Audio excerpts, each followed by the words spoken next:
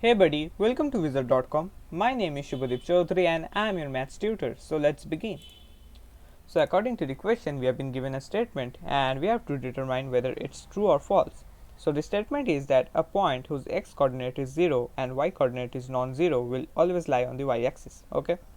So we are going to take help of the 2D Cartesian coordinate system in order to answer this question. We are doing so in order to get better clarity, right? So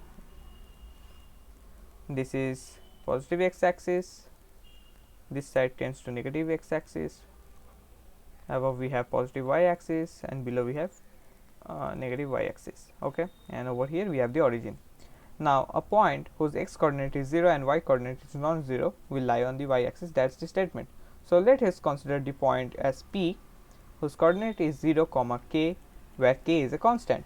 Now depending upon the value of k, we are going to determine in where it will lie. So if k is positive, then it will lie somewhere between origin and y positive.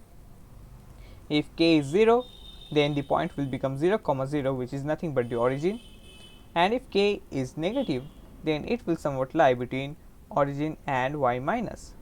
So as you can see that the point always toggles between positive y infinity to negative y infinity, that is, it always remains on the y plus y minus line, that is the y reference line, or else you can say that the y axis.